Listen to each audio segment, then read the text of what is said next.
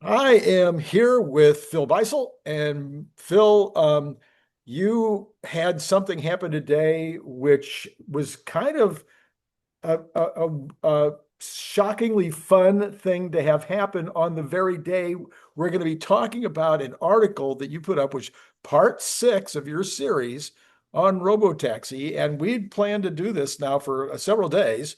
And yet this morning, your computer blew up because what? What happened? There's this guy and he's out there. His name is Elon Musk, and And he determined that he should repost my stuff. he decided to repost part Yeah, six, the part six that we're going to be talking about today. yeah. So, which, like you said, Randy, totally unexpected. I got up groggy-eyed, and I was looking around, and I'm like, "Why is my X stats blowing up? I don't know what's going on here." So, and there's always a reason, right? And Yeah, and there's always a reason. to be honest, it's not always easy to find. No, sometimes it's a little hard. Yeah. So he reposted with a comment or reposted just He did two things. In fact, let me just share the sure. screen real quick here, and I'll just show you what, and I'll show you. There's obviously I'm joyed overjoyed that he did it because I think it's a little bit it's a validation that I'm over the target. Right. And the way to say that is his comment was you're over the target. Oh, yeah. So He said, all right, so he gave you a target sign. yeah, he Okay. gave me a target sign. So those are always good. And then he Yes. he, he reposted it. And I've always said is that the content is deeply technical. There's a lot to it. And if he's going to do this, he's largely agreeing that I got most of the facts right. Yes, and So, and you and I talked about it in the green room beforehand that he's not going to put that target up there unless he read the whole article, yeah, because it would he's be, not going to be that would not be right for him to yeah. endorse something unless he'd actually read it. So what we're going to be talking about today has the full endorsement. Yeah. Well, I mean, I think the point is, and I would say this quite humbly, I think I probably got about 85 to 90% of the facts correct in Well, this thing. could you get the other 15 right while you're going through it with me? Yeah, I'll try. It's um obviously for people that are listening and people have read that I don't have any inside knowledge of what, like, I don't have any insiders. I don't get tips from engineering teams or anything like that. I could get that from Rivian, but that's why I don't really write anything about Rivian because Yeah. I do know the real what's going on. But in this case, I'm just sort of reverse engineering, reading the tea leaves, and making some determinations about what I think is happening. And yeah, So yesterday, you, like many others, decided that it was a no-brainer that the stock had overshot on the low side, Mhm. and there is a sense coming out of that overshooting that Larry said yesterday on the show, Cern said yesterday on the show, and now I heard you just say it a minute ago. What was your general impression of the call with regard to Robotaxi? What's your headline? Yeah, I'd say if I just my general impression overall is that it's a completely forgettable call. It's not important. Like in the big scheme of things, I think the call had something for everybody, and I think the Bears took hold of more tonality than fact, um, and therefore I think it's just highly immaterial. Like if you just tease out the facts of the article, sorry, of the article of the call, I think they're largely positive. Mhm. And I think as Cern would say, I don't really care about the auto business anymore. I mean, I do. Obviously, it's the backbone to their cash flow, and it's the backbone to Robotaxi from a platform point of view. But worrying about, I mean, they did okay. I, Margins are recovering a bit. I, There's good and bad news everywhere packed in there. I think Elon wasn't at his finest moment from I don't know. I mean, I heard it differently because I think I have a bit of an engineering filter. And to your actual question, what I'm sensing is that there's this kind of this reality that the Tesla team Elon and his AI engineering team at Tesla have largely gotten past the technical risk aspects of FSD. Mhm. They're checking a box and working the very long set of details that have that are involved to make it engineering perfect. Um, but what I'm hearing them say is we're past the risk. We've we've we're we've proven it to ourselves. That is super different than saying Wall Street has understood that. I think Right. Wall Street still is discounting the stock greatly because they think there is technical risk in the program. And I think that the team inside of Tesla has moved from technical risk to operational risk. And I think Wall Street is still stuck on technical risk. And for anybody that's probably considering investing, that's probably a good thing if I mean, Right, right, right, not right. trying to give anybody specific advice, but the point I'm saying is when you have that dislocation between Wall Street and your knowledge, you have an advantage a bit. So I bought stock yesterday after as it went down because I didn't see what the heck the big deal was. Yeah. I just thought it was another red on sale day. Yeah, there you go. That's right. Yeah, That's right. It yeah, was. Yeah. yeah, So the article itself, we want to get into yeah. is some people are saying, and maybe this is kind of the sense of the article, is that for those who are still a little uncertain about why vision only, why not LiDAR, why it's working, why vision only is actually successful and proving itself to be successful. Anyway, I should shut up and let you do the talking. Let me talk about it a bit. Yeah, I think everyone should read the article because I think whatever I say might not perfectly capture. Sometimes in the article, I'm a little bit more organized in my Yeah, thinking. sure, sure, sure. But yeah, so what we have here is we have this path that Tesla's taken, which is a vision only approach, right? And it contrasts greatly with what is the assumed engineering solution to the problem, which is multiple modality sensor system that would include lidar, and Tesla's taken a different approach. And there's a lot of armchair engineers telling the world that that's an incorrect approach, and I think Tesla's nailed it. And I've dug quite deep into that. And the discussion that I wanted to talk, the article presents, like kind of the piece parts of what the vision only system is, and then talks a little bit about what's happening in RoboTaxi validation, what's really going on, because people see these LiDAR equipped, solid state LiDAR equipped validation vehicles and they get really confused. Mhm. A few of them think that those are the next version of RoboTaxi and LiDAR's now part of the stack. That's wrong. A few of them think that it's an obvious crutch and they need it. That's wrong. So I just want to kind of break that down into what I think is happening. Cool, cool. Let's get into it. So yeah, and so unfortunately, unlike your better guess, I don't have slides prepared. Well, CERN Basher's in a, he's He in a, sets us up all for yeah, failure, I doesn't he? know, I know. Yeah. Um, yeah, I mean, I could have done it, but I didn't want to one up CERN. So That I see. Yeah, that makes total sense. yeah, that's the reason. So we've all heard Elon say 250,000 times, we're building a photon to control system, Right. with a brain in the middle, and it's a rather accurate statement. On one hand, we have input sensors, and in the case of Tesla, vision only sensors, and on the other side, we have controls, which on a vehicle really are steering angle, braking, and accelerator, right? Those, I mean, That's other, it. Yeah. other than the horn and the blinkers, that's about it. Right. So the system has to take this sensor, whatever the system, whether it's a Waymo or a Tesla FSD, it has to take the sensor input, it has to actuate controls, And you can do that a lot of different ways in the middle. In Tesla's case, it's a big brain that's 100% AI. Now, I would put a little asterisk on. I was saying 100% AI.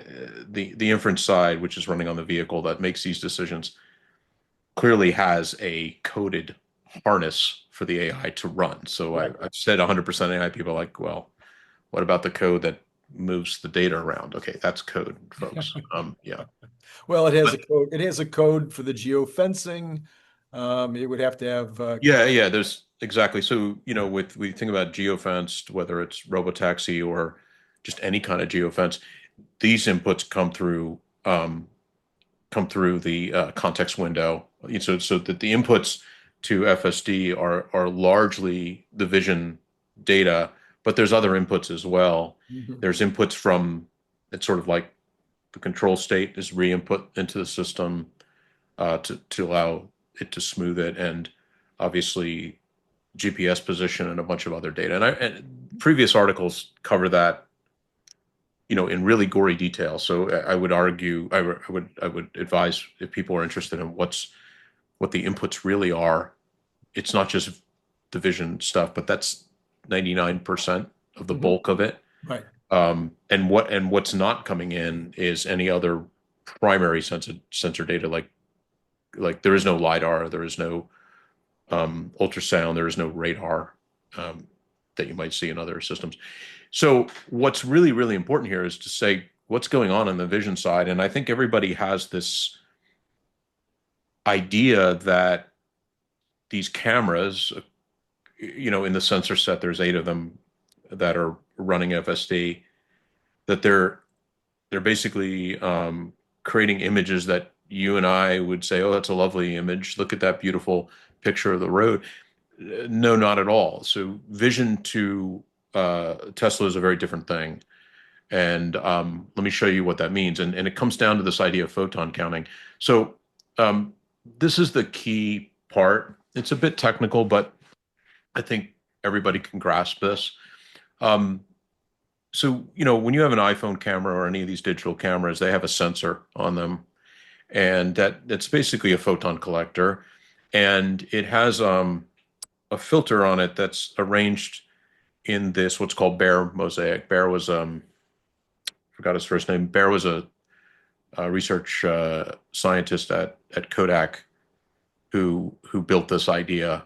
And what it is it's a filter that allows the pixels, like you have a cluster of 4 pixels and you repeat. It's a 2 by 2 grid, and you can see down here it picks up reds, greens, and blues, and that's what's happening on your iPhone camera. And so what happens is you repeat these blocks through the whole sensor space. And so that builds this funny mosaic. And what's happening is the red filter is collecting, the spectrum, the visible spectrum of red photon counts. It's a filter. And the blue one is doing the same. And there's 2 greens. And the reason there's 2 greens is that they're trying to catch more of the range, because humans, guess what? Evolutionarily speaking, we lived out in the forest and everything was green. So this is true that humans have a great deal of sensitivity to greens than reds and blues. And so to build an image that a human loves, you want to over count the greens, Huh. or give it better range. So each of these are a value from 0 to 4095. So they're 2 to the 12th, if anybody cares. That's how big the space is for 2 to the 12th is 4096. So it's either like, so as a value of 0 for red would be there is no red in this pixel, and a value of 4095 would be like it's oversaturated. It's pure red. So this filter gets created, and it collects these red, green, blues, and then there is this lovely little piece of technology in your camera called an ISP, image signal processor, and it does a whole bunch of stuff. And the first thing it does is it does demosaicing, which means that it takes these grids of things and it builds an actual pixel that expresses a red, green, uh, and blue value. So So that's how a camera works, and it builds an image like, look at this little the final image here is what it looks like. Um, the the Tesla cameras are completely different. Okay. Um, yeah, they pick up they set up a bare filter, but in their case, it's red, clear, clear, clear. Hmm. So they care about reds because brake lights, stop lights, stop signs, the things that actually, in driving are super important. And by the way, I just want to put a little asterisk on this. It is possible that these are red, clear, clear blues Hmm. and not red, clear, clear clears. Um, I don't know. Like I don't work at Tesla, so it's one or the other. What clear means is that they're just literally counting the photons, literally counting the photons. So what they do is they take this raw input and they literally send it into the neural net on both the training and the inference side. They skip the image signal processor completely. It has uh, one little, it has two advantages. The one we're about to talk about, but the other one, which is that by skipping it, it cuts about 10 milliseconds of latency out of the system so that they get a better, as Elon has always said, photon to control. They're trying to reduce the latency between Mhm. the input signal and the controls so that they can do that at the highest potential rate, 15 to 30 times a second would be what they're shooting for. And so as these models get bigger, and Elon talked about the expression of the next version of FSD, which we'll call version 14, and I'm sure they'll call version 14, that it's a model that has 10x the number of parameters. Well, guess what? I mean, that doesn't necessarily translate linearly, but it takes about, roughly 10x the amount of training time if you hold the data set constant, which they're not. They're adding a lot of data. But, you could almost say it takes 10 times the amount of inference time. Well, they can't let that be, right? Because then the inference would never run on hardware 4. Right. So it really isn't 10 times the inference. Obviously, there's some things there, but there's all these optimizations that occur to get through a larger parameter model. So one thing that you can optimize on is if you cut out these image signal processors, you're not wasting time creating images that they don't care about. Right. They're not interested in that. And I think the real beautiful sentence here is this right here. It says, in effect, the neural network becomes a learned image signal processor tuned not for visual aesthetics, but for driving outcomes. Huh. So, I mean, it's a very important statement because Yes. I think Yes. that's the nut here, right? Whereas an image signal processor is a processor and it does a lot of computational things. You can see in here it does white balancing, color correction, noise reduction, sharpening, blah blah blah, all so that you get a beautiful picture, and that outcome is aesthetically pleasing, and it's built for aesthetically pleasing you, or accuracy for a human, um, input. Now, what Tesla's doing is saying, well, wait. All we really need to do is have our own kind of image signal processor, but we'll use the neural network and we'll use the outcomes of the driving to inform us what that has to be, right? Right. And in a sense, if you think about it, that is exactly what a neural network does. It takes data and tries to infer brand new data samples to a trained set of previous samples. And by doing so, it wants to minimize the loss. So whether that's handwriting recognition, speech recognition, an LLM, or frankly, what we have here, which is basically image processing. So this is very different, right? This is so when we say Tesla uses vision only, we have to be very careful. We're not talking about images tuned for human consumption. We're talking about inputs of 2 to the 12th image values, red, clear, clear, clear, not demosaicked, right? Just raw. It's like a big tensor that runs through the system, trains the system, and it's the same. Obviously, if it's if it's the raw data for training, it's also the raw data for inference. You can't separate, you don't, Right. you take and so what that means is that in order to train on that data, it means that Tesla has to store that data, right? In other words, it's what if you ask the car to capture um, a driving sample, that driving sample is going to be this raw photon count Right. style data Right. Right. in this mosaic form, and that's the input, the source data that goes to Tesla. So just for fun, this is a ridiculous idea, and maybe you don't even know because we'll be switching to biology. I took a class in perception and because I was a psych major. And so I know that much from 50 years ago, 60 years ago Yeah. from my psych class. But is there any chance that the human brain does this also?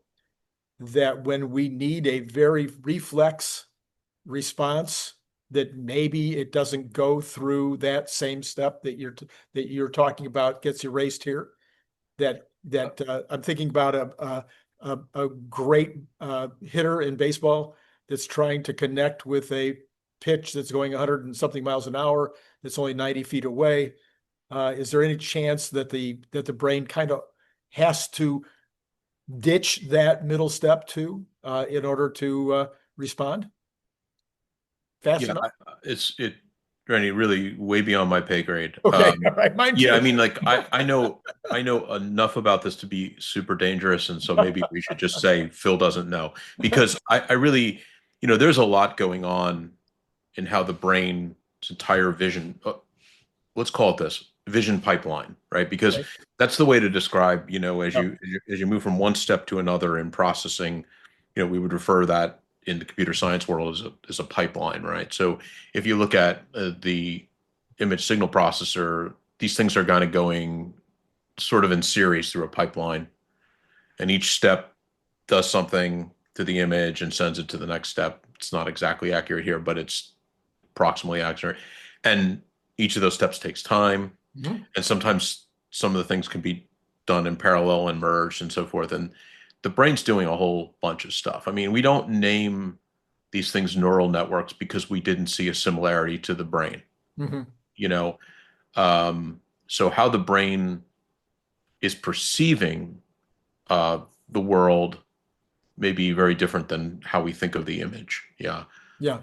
But I can tell you categorically, correctly, that Tesla, their version, if you tried to print one of these, captured one frame and printed it, it wouldn't look like something you could recognize, Right. right? It would Exactly. it would be, and by the way, one of the reasons that this is super important, and I should have said this, is that when you take an image that comes through one of these signal processors, what we've done is you've started with these raw photon counts, which are very rich in information, and you've essentially compressed the hell out of it by the time you get to the JPEG. Hmm. So you've lost a Hmm. lot of information. Hmm. Hmm. And that's super critical here because you say, oh, how does Tesla deal with direct sun or, you know, well, it's getting a higher degree, a higher what people might call dynamic range, getting a lot more data in. So it has more data to work with it has more data to work with at a higher frame rate than what the human we think visualizes, So Hmm. things that we think are problems for FSD are very much minimized by doing these raw photon Right. counts. Right. Processing time, um, getting complete information and not losing information in the process. And of course, the whole idea of interpreting the image to start with. I mean, that's Mhm. that's what the neural network does. So the brain's in the middle and it's doing the interpretation. Right. So a good way of answering your question without giving you any specifics on the brain question is, yeah, there's a bunch of stuff going on there, and the brain gets by, right? And whatever the brain is doing to activate um, our controls is, it's clearly a lot of steps in there. Yeah. Yeah, and I'm probably going to get slapped if I don't say this. I believe that the mound to the plate is only 60 feet. I think I said 90. So I'm sorry. Well, I don't know really anything about baseball, so Okay, all right. yeah. So this is really an important point. And I think if people think about this a lot, you can tell your friends, the images that they're processing aren't like the images we see. Right. They have they're more data rich. That's Yeah. an important thing. They count more photons. They don't compress the hell out of that data to the point where it just ends up in, a JPEG that we can take home. Mhm. And they use the neural network really as the thing that's, effectively like the signal processor itself. Okay, so now here's a question. Maybe you don't even know the answer. What about the other folks? What about Waymo and all these other companies in China? Yeah. They doing the same thing with their Um, systems, or do you know? they are likely inputting source data like this because Yeah. a lot of these automotive, if you look at the specs on a lot of these automotive um, cameras, Hmm. um, they clearly allow um, the OEM to adjust the filter. I gotcha. So a red clear or a red clear blue is kind of common. Okay. Um, what isn't common is, I mean, what is different is, okay, great. They may use the raw counts as well, but what do they do with them? Yeah, exactly. Here we have the sophisticated neural network that's actually interpreting them and making, and interpreting them in the proper sense of the feedback loop, which is proper driving. This is what, this is what, this is why these photon counts are materially important for this Mhm. particular drive segment for this particular outcome. Right, right, right. And Okay. that's largely this little famous sentence here, which, I encourage people to read over and over again, because I think it is the money shot for Right. this. And I think I say it again in a different form. Um, but I think that's super important. Um, so I think we could talk about robotaxi on the ground in Austin and this concept of validation, Hmm. um, and what's going on there. And what we have is, we have a fleet of robotaxis right now with these safety observers situated in the passenger seat. Ostensibly, their only control of the car is to create an intervention. They don't, they can't drive, they can't control the accelerator or braking other than the intervention, and they can't control the steering angle. The car has controls, but it's being controlled by the FSD. And then we have a bunch of cars running around Austin that look like this, right? Right. And what's on top? There's different configurations of this. I think I've seen a bunch of these types of cars in the Palo Alto area, which is up the street from me, where Tesla's AI team is. And some of them look different, but yeah, it's got a solid state lidar on it. Oh boy, what's going on? Is Tesla using lidar? Yeah, Tesla is using lidar, but the most important thing is to step back, and if you really want to know how Tesla is using lidar, you should read their patent. Oh, Uh, Back in, I forget the day. I don't remember when this patent started. Uh, can't find the date on it easily. But estimating object properties using visual image data. And if you dig into the details of this, you realize that what's going on is that what they're trying to do with vision data is they're trying to build a full perception system. And that means that they want to, through the AI framework, identify objects in the space, right? What's a pedestrian? What's another vehicle? What's a stop sign? That's an AI problem. But identifying spatially where it is in the scene, its position in the scene, in this 3D space, um, and knowing its sizing. So if you think about it, you're like, imagine a box and you're trying to measure the box and you want to know, well, how far is it away? And what you really have is you have these 2D images, right? If you think about what's happening is that you really have an image, whether it's a Tesla style image we talked about, or it's an image that you and I could interpret. we have to use a bunch of different mechanisms in our perception framework to infer the distance, like where is this thing in the scene and how big is it relative to another thing. Uh-huh. And if we don't play by those geometry rules, we can't understand. It just looks like a bunch of pixels in a 2D space, right? So what Tesla's done is they've used Lidar as like training wheels on a bicycle to effectively, as they did these image. So one of the key one of the key aspects of this is it's a frame comparison. So the movement of, the car is moving towards these things or moving away from these things, and they change in every successive frame. And the frame differencing is a huge clue to the sizing of and position of the objects in the scene. Okay. And so what Tesla's done is in their vision system is they say, well, we want to know where these things are. What can we do what kind of input stream could we use to give us a ground truth? How do we know? And what they can do is what they can do and what they have done is use a Lidar system to do that. So Lidar is super good. I mean, let's be honest, what was it good at? It's good at bouncing light beam off an object and giving an extremely accurate distance to that object. And if you think about the point cloud around that object, then you can get a sense of the measurement of the object, spatially. Mm-hmm. So think about it this way. If the vision system wants to know, is that object 20 feet away? I don't know. We estimate it to be between 19 feet 6 inches and 20 feet 2 inches away. Mm-hmm. The LiDAR system says, well, it's actually 19.75 inches away, or 19, or 20.1 inches away. So now you can take that LiDAR data and you can supplement that data into the training side, and it essentially teaches the vision system what the real answer is. Mm-hmm. So after it teaches, just like a kid riding a bicycle with training wheels, you can pop off the training wheels, and now you're left with the kid riding the bike. And the kid knows how to ride the bike, right? So it's very similar here.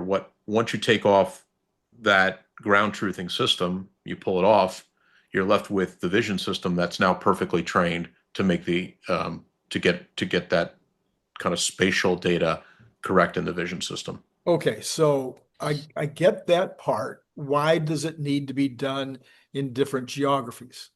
Yeah. So what I was talking about is largely kind of think of it like in the lab. Mm-hmm. Got it. Let's pull back and talk about it in the field, Mm-hmm. which is what your question is really. So there's a lot going on here, and it isn't just the LiDAR component of it. Okay, if you look at this silly little diagram I built, I'm basically trying to give the reader an idea of what a drive segment data set looks like. It's a series of camera frames, LiDAR data, and any other data that they might want to accumulate at that time, like the GPS data. And if you look back in some of my other articles, it will tell you all the other data elements that are input here, like the IMU. Like the vehicle has a inertial management unit, and it can tell you the acceleration and roll pitch yaw of the vehicle and so forth. That's input data as well. And it's all time, you could call this like, I guess, time series data. It's all time synchronized. So, you have data elements that are collected at the same time, and they're aligned in a way that when they come back to Tesla in one of these data sets, they can pull that apart and say, at this millisecond in the drive time, this was the LiDAR data, this was the IMU data, this was the GPS data, this was the frames, the frame that we captured at that moment. So what Tesla's doing in validation is that they are taking in their original data stream, which would happen in every single vehicle we drive. And by the way, I should say every Tesla vehicle, because your Tesla vehicle is largely operating FSD all the time in shadow mode. Right.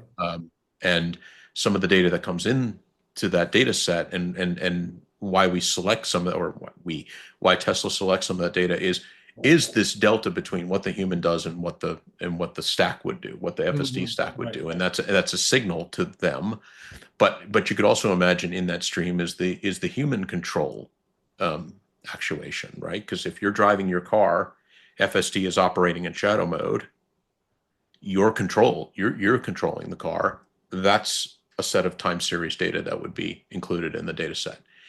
Now, why are they adding Lidar? How are they using it? And what kind of area are they trying to cover? I think we can start sort of at the end. They're covering what they want to cover. They don't, and another way of saying is they don't need to cover every roadway to increase. Like if they say, let's increase the geofence, we won't go to the previous geofence increasing description, but you know what? Yeah. Yeah. Yeah, we all know what they did. Funny.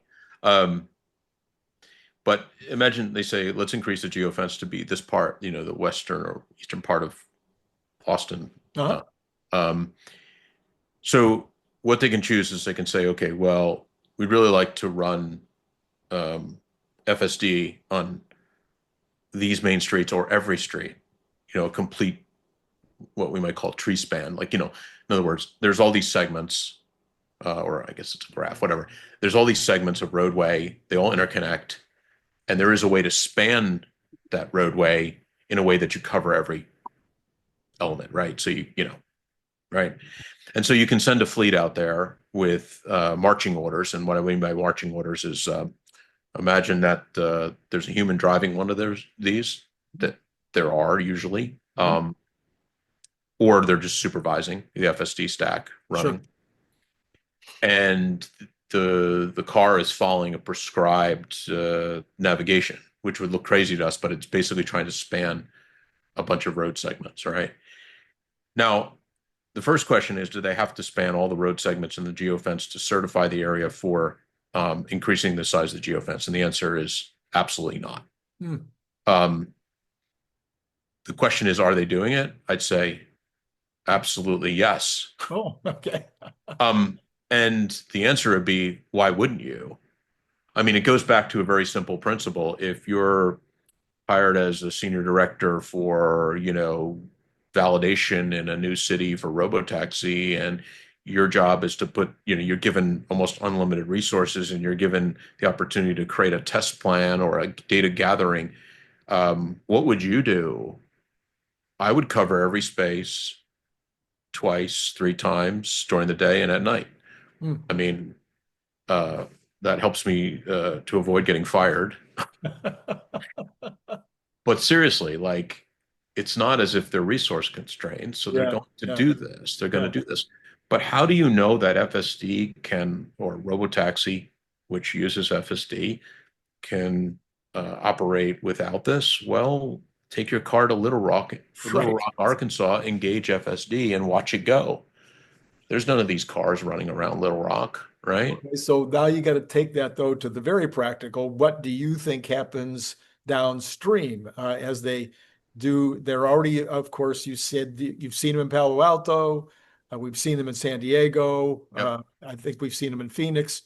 Is there some point at which they'll go, we don't need to do this anymore, Right. or we only need to do 5 hours on the main, on the main drag? Or, I mean, what do you think happens downstream? Well, I think one thing to point out is that what Tesla's doing is they are constantly gathering new data through both the organic drives of RoboTaxi as well as the validation vehicles. Sure. Think of it as they're just data sets. They're just data sets. Right. And this one may be augmented with Lidar. The other ones are not augmented with Lidar.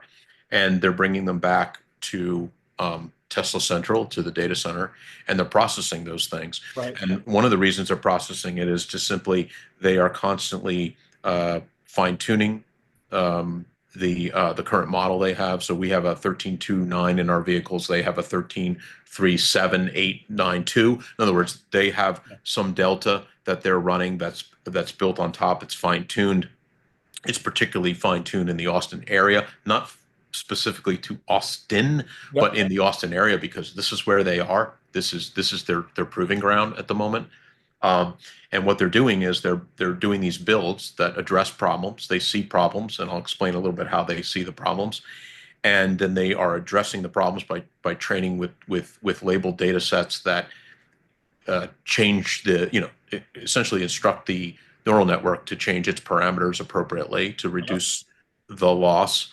And then they have essentially a candidate build of software. I mean, in this case, the software is an AI model, but they get a candidate build and they need to test that build. So they probably run a lot of these cars out to test this build and say, this build addressed the 9 problems. Okay, we addressed 9 specific problems. Did it address the 9 specific? Did it actually solve for these 9 specific problems? And did it not create 100 new problems? Right. What people in software would call regressions. Exactly. So one of the things that these validation vehicles are is just kind of leaping ahead and testing the next build. Because they're not going to just throw that build on a RoboTaxi and say, good luck, there's a real, they're super cautious. They're not doing that. So how are they going to validate it? Well, they can validate it through simulation. We'll talk about that. But from a prudence and safety point of view, they're going to validate it on the road, and they're not going to do it with RoboTaxi customers in the car. Right. So what does it mean to validate it? And why the Lidar data? And so what's happening here is they will run these validation vehicles down, say, a particular road segment. Let's say it takes a right-hand turn, and they bring it back and they throw it through what I call a test harness. Now, you can come up with more fancy terms for this, but I'm going to call it a test harness because it allows us to think of it just in the abstract. And it allows us to say, okay, we're going to take the data through it. Now, what's in the test harness? What's in the test harness is actually a piece of hardware known as hardware 4. In other words, the exact same hardware that's operating in the vehicles is operating in the lab data center.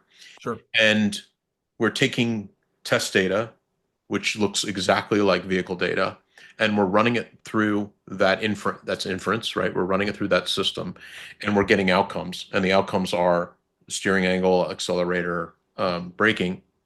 And once we do that, we're trying to compare it to an ideal state.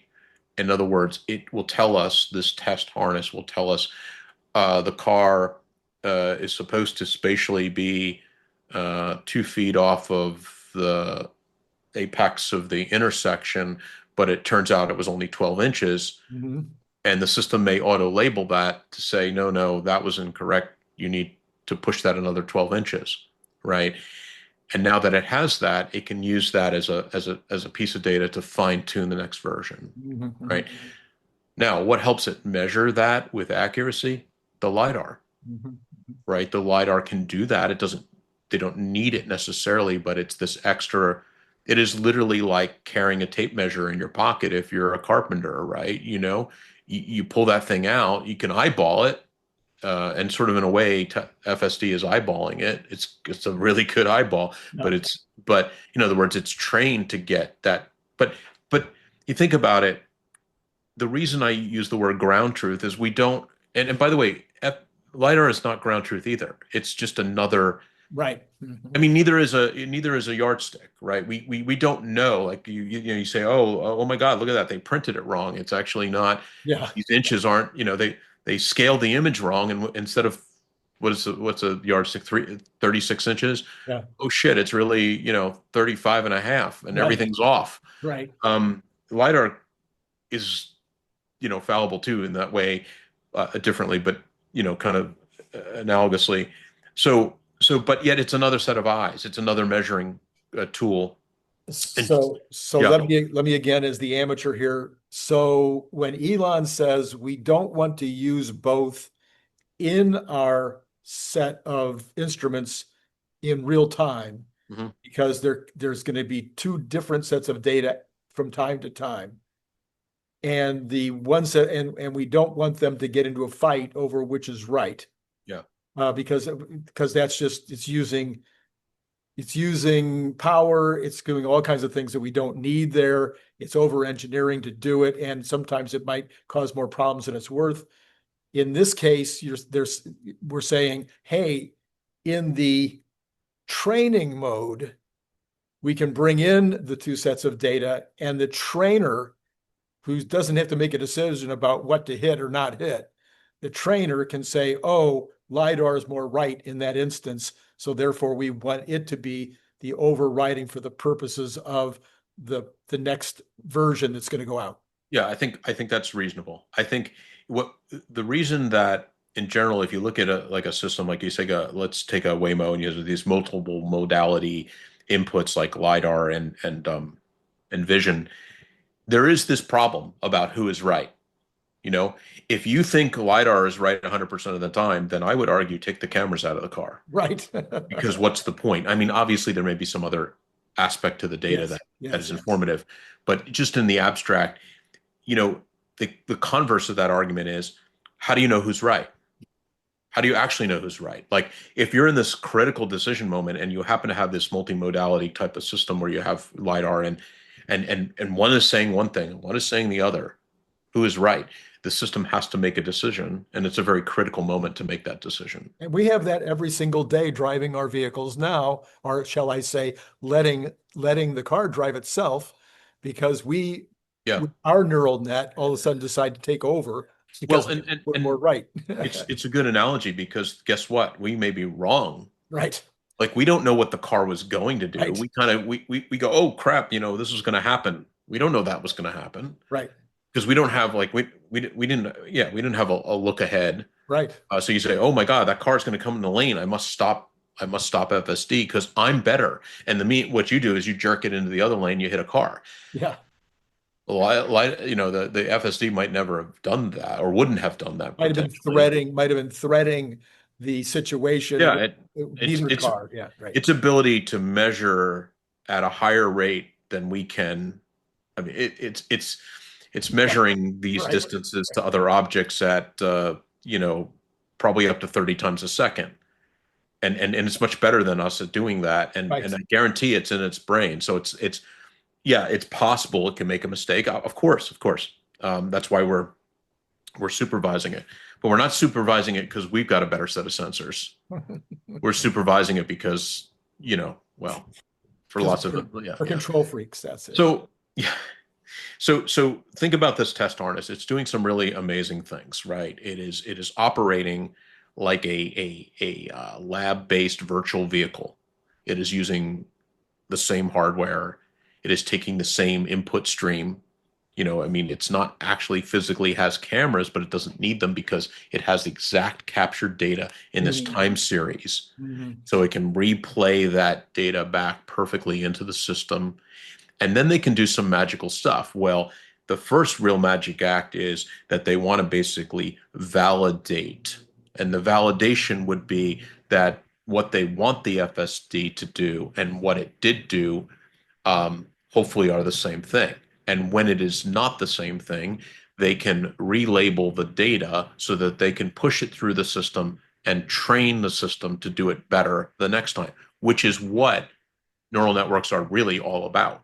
And this act of creating a newer version in, you know, kind of neural network speak would be called fine tuning, right? They're not starting over with the model. They may run several epochs through the system, but they're just using a delta data set. It is the data set of detected problems, okay, and relabeled to correct those problems. So sorry, this offset was wrong. Sorry, you took a right at the stop sign when you shouldn't. You shouldn't be centered in the lane like this because you're not really centered in the lane. You shouldn't be jumping over that yellow line.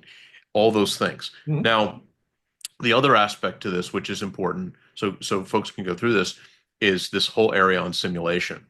And this is where it gets super interesting.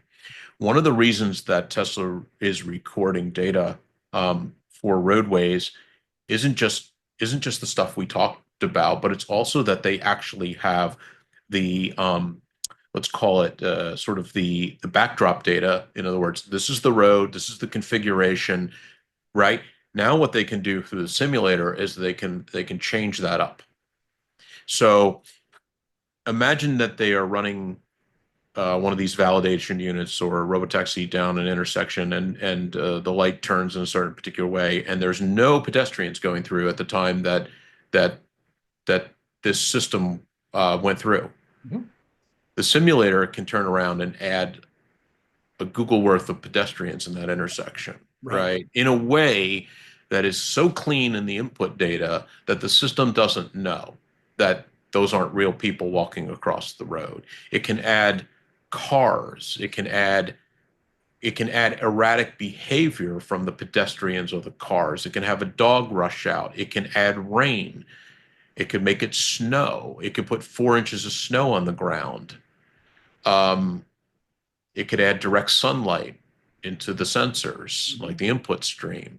So the simulator now can, so why do you record various roadways in Austin? Well, for the previous part of the discussion, but also since we have a base set of data that we can now run through the simulator to create augmented data sets that the simulator can have. And that's super important because situationally, dynamic objects in the driving frame by frame change every moment. That's why driving is such a hard problem. If it was just an empty roadway with a series of signals and stop signs, no pedestrians, no other vehicles, this would be an easy problem. But what makes it difficult is there's dynamic objects in that perception set that are moving all the time. And so, uh, and what makes it also very difficult is, well, any single time we record the data is completely different from another time. Right. So the simulator helps Tesla really load up the system. Like they can really make the worst case scenarios present themselves in a way that is data realistic to the system. All right. And in order to do that, they start with original recorded scenes and they augment those scenes. Right. I mean, they can create synthetic scenes out of just a roadway configuration if they want to, but that's not what they want to do. They want to say this intersection at, Second and Fourth Ave in Austin. I don't know if that's in Austin.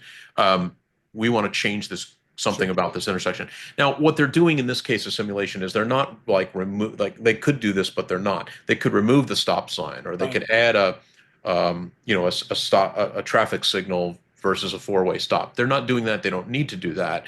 But what they are doing is they're saying, okay, let's load this up with pedestrians. Let's make a car run through the red.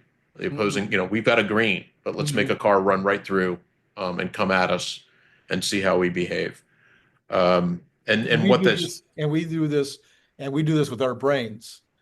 We do it all the time. yeah, As we're approaching an intersection, we might be thinking about the fact that a car might be running the red as it's changing. So we yeah, make a decision about whether we're going to go as soon as it turns green, or whether we're going to hesitate for a second and yeah. double check. So that we're also future planning options. Yeah, and you make a really interesting point here is that the human brain kind of through experience kind of builds that intrinsic memory of what, kind of like behavior. Like you tell your kids always, even though the light turns green, please look left and right, because and eventually you get pretty good at that. FSD is kind of taking the scene as it sees it. It's not really double clicking on this kind of, I mean, experience to a neural network is just data. Mhm. I mean, it isn't probably different than our brains in that abstraction, but if you think about it just from a general principled use, the experience built in about is there another car coming is just like, okay, I see that object in the scene. Have I been trained Mhm. to change my pathway to Right. avoid it, or I shouldn't say change my pathway, just augment my controls in such a way that I avoid the collision. Sure. Um, so the simulation is super important, but Tesla's doing it by augmenting original data. Okay, and then they can take the original data along with some level of augmented data and retrain the system to get towards a near perfect or a better fine-tuned model for the next rev of their software. And so, that's why I say retrain right here. It's like, okay, what's going to happen with that data? What are you going to do? Um, and so that's what's happening in this validation thing. And so when they enter a new city, um, it's very likely that they'll span the tree. That it's very like graph. That it's very likely they'll go take the recording of data of every, and it's not that hard to do with a small fleet of. I mean, you can do the math. We got so many miles and a small fleet of 10 vehicles. You can probably traverse it in 4 or 5 hours, maybe multiple times. And you might want to collect it in daylight, in the evening, and different hours of the day, and so forth. And so you can collect these, reference data sets. That's not mapping. Remember what's going on with Waymo is very different here. They are intrinsically mapping the space with Lidar, and then they're kind of, feeling their way along like you would have trail markers or something like that, right? That's a different use of Lidar. Let's just say it for what it is. It's a different use of Lidar. And so what we'll see, I think, is we'll see Tesla continue to do this in most cities because, again, why wouldn't you? I mean, it's just such an obvious thing. It's not, people criticize, oh, we want this very safe system, but oh my God, how dare you show up with a system running Lidar to build a safe system? So Phil, I would assume though, and assuming of course is a very dangerous thing to do, I would assume that there could come a point where it was so close that you would say it was redundant. So yeah, of course, your ground truth would be so close to what you thought it was that you'd say, okay, we don't need to do this anymore. Yeah, and I think that's a super important point. Again, I think they will do this in many city at the what you call high utilization road segments. I see. But as this thing goes into the suburbs, they're not going to go anywhere. I see. It's what it's going to be is it's going to be FSD driving like FSD drives. Right. And what we hope to do with, I mean, what's happening here? Tesla is building a better version every day for the purpose of training. And in fact, why they're doing it in Austin is all the efforts that they do to build a better version in Austin translate directly to having a better version in Miami, a better version in LA, a better version in San Francisco. This is all transferable because it's not about a very specific road segment. It's about sort of the situational aspect of how that data presents in the neural network. It's too deep to really explain why that's true, but what they do in Austin directly transfers to a better FSD everywhere else, whether it's validated or not. Totally. So there's sense. Yeah. Yeah. So there's billions upon billions of miles of roadway in I don't know what the number is in the United States, and they will probably validate the way they're doing in Austin 10% of it. I mean, it's just too much stuff, right? And that's the beauty of FSD. It's a drive anywhere system. Plop it down in Little Rock, like we started in this conversation, and let it drive. And so in major cities, they're going to do that, and that makes sense. And then they are going to let the system drive itself as they, what's happening here as the model gets better. And of course, as they even expand the model to, like they've talked about, larger parameter model, a larger parameter model will allow it to, in the neural network, encode more nuance, more precision to nuance and precision to driving scenarios. It's effectively a bigger brain. A bigger brain, yeah. Yeah, a bigger brain. I mean, it's kind of what the way to think about it is and the error in here is I said something about 4x and Elon said it's going to be 10x. 10x, yeah. Yeah, and there's a post on that on my site. But anyway, yeah. So it's a bigger brain, and a bigger brain means it doesn't mean that. In the case of the context here, we're talking about larger parameter count in the model. Okay, right. But we also mean about like what's in those parameters themselves, right? If we train, the more data we train, the more those parameters get nudged. I like that word. I've heard that word used, and I like like it nudged. So, some parameter was 13.2 and it got nudged to 13.16. Why? Mhm.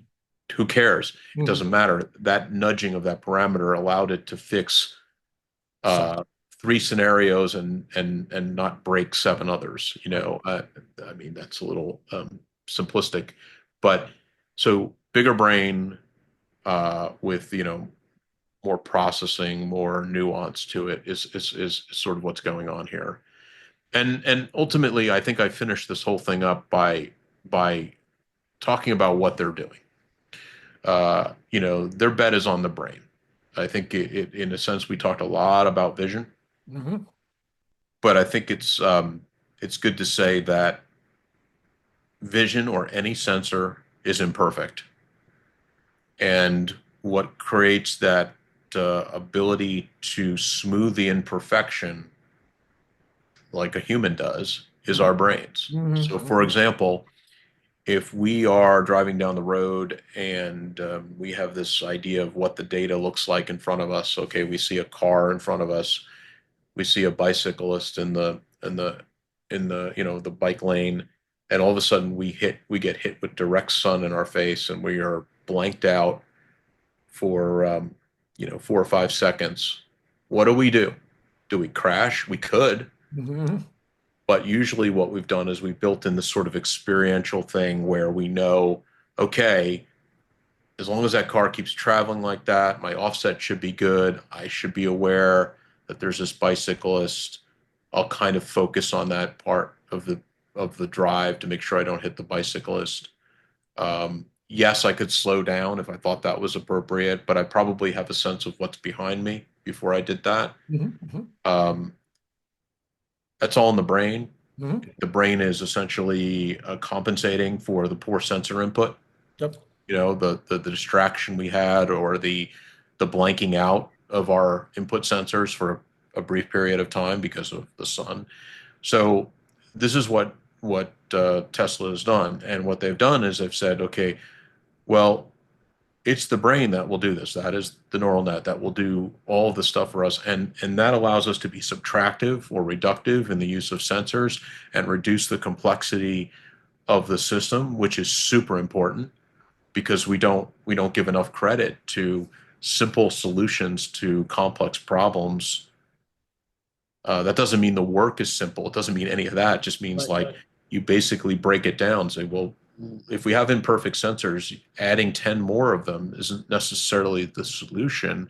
The solution might be to allow us to essentially infer the data better. Yeah, for the data better and or train the data better.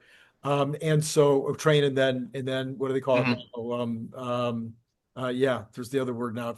What do they do after they train it now? They About, I mean, just in the AI in the LLM world, they have the training level, and then they have a new level now where I guess it's the simulation, and where they don't use necessarily. Anyway, I'm probably going off on a track I don't need to go off on. I did want yeah, to make one last point. As you were talking about just now, one of the things that probably creates a lot of the additional safety that very few people think about is that scenario you were talking about with the car in front, the bicycles to the side, a car behind, and now you're blinded for whatever reason. You got something in your eye, whatever it is, the car is able, we talked about threading the needle a minute ago. The car recognizes the speed of the car behind way better than we do. We might know it's there, but we don't have a chance to look in the rearview mirror to see what it's doing. right, right, It's slowing down already, right. whether it's continuing to go fast. And then as we slow down and the car gets closer, we don't have that ability to adjust and adjust and adjust. The car is adjusting based on the speed of the car in front of us, the positioning of the bicycle, the speed of the car behind us, and maybe even a car to the left side, all at the same time, Yes. potentially getting us through a very tight spot where even a super good driver could not No, I possibly mean, have the no, awareness. FSD is orders of magnitude better than a human's ability to do any of that. Yeah. I mean, it's just a matter of, I mean, so I said, we started off this conversation. I think that the team has determined that the technical risk is largely behind them. Right. And from the perspective of FSD, and then they're really starting to get into the phase of the operational complexity, right? They've got a skeleton team, they've got to increase the size of these teams, they've got to figure out what to do about safety observers and, you know, the geofences, and there's all these operational aspects that are probably, you know, then frankly, that's the thing that Tesla isn't good at yet, because it doesn't have a business. Yeah, it doesn't have a business aligned around that, right? So not that they can't figure it out, but you know, Uber's way ahead of them from an operational point of view. Um, but so to your point, um, the FSD is, you know, galactically orders of magnitude better than a human in understanding a highly dynamic scene. You know, humans are good at maybe two or three objects, and we tend to do something that we think is good, but we're wrong about it. We tend to go, "Oh, look, that car over there could come into our lane. Let's change our entire focus on that car." When the truth be told, we're about to get rear-ended, Right. or about to hit the car in front of us, or there's actually a car coming up on the other lane to the left of us that's actually going to hit us. Right. But, you know, we're not really focused on that. No. FSD doesn't have these kind of biases. It's got a 360-degree vision from a sensor input, but it doesn't have sensor block out in the typical way that a human would, which is all the distractions that we have as a human. It's very clear that a robot can drive better than a human. That's not even a question in my mind. And we're kind of like at the doorway, Right. yeah, for that now. Phil, that was very, very good. I can see why Elon decided to repost it. There was a bunch of stuff in there that I had no clue of, so it's always fun when I get to learn along with the folks in the audience. By the way, everybody, Phil is going to be one of the contributors to the new book on AI, and in fact, he was the first one to choose a chapter, so he got to choose the chapter he cared about. Is that true? I was the first You one. were the first one to choose a chapter. Well, that's the only thing I know about. So. That was the only one. So out of the 18 chapters, you're like, that one I know. Yeah, I'm like looking at some of the other chapters. I'm like, I don't. Me too, by the way.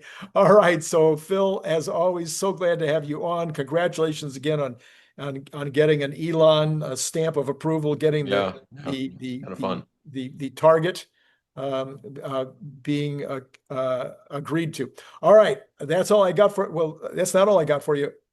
Just a little while ago, Larry Goldberg was on. I'm going to put his card right up here in case you want to go back and check that out. Yeah, I think that's all though. So Phil, That's all with me. Yeah, for sure. thanks for being on, and everybody out there. Of It's been course. great talking to you. Okay.